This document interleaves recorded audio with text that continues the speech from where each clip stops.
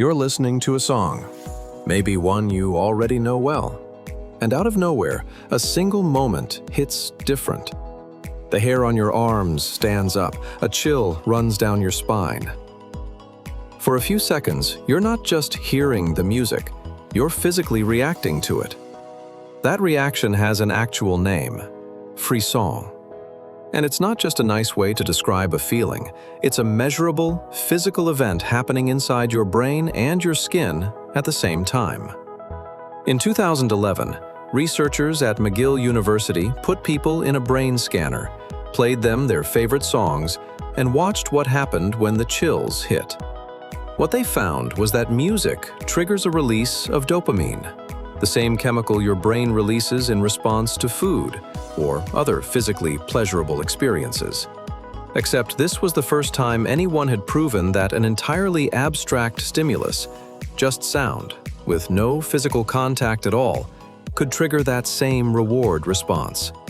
Here's where it gets stranger. That dopamine doesn't just show up all at once. Researchers found it fires in two separate stages. One brain region, the caudate nucleus, actually activates up to 15 seconds before the emotional peak of the song, essentially anticipating what's coming. Then, right as the moment actually lands, a second region, the nucleus accumbens, fires the reward itself. Your brain isn't just enjoying the music, it's predicting it, and then rewarding itself for guessing right. But that still doesn't explain the goosebumps themselves. For that, you have to go back to something much older than music, your fight or flight response. Goosebumps are technically your body trying to raise your body hair, a reflex left over from when our ancestors had enough fur for that to actually matter, either to trap heat or to look bigger to a threat.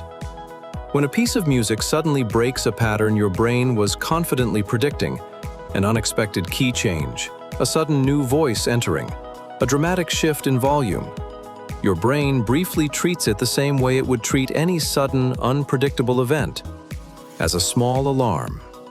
Adrenaline gets released. Your body hair tries to stand up. Then, almost instantly, your brain realizes there's no actual danger, and the reward system takes over instead. What you're left with is a strange overlap of two systems that were never designed to work together: an ancient survival alarm and a modern pleasure reward, both firing at once. Not everyone experiences this. Depending on the study, somewhere between half and the vast majority of people report feeling frisson at some point. And researchers have found it correlates with a personality trait called openness to experience.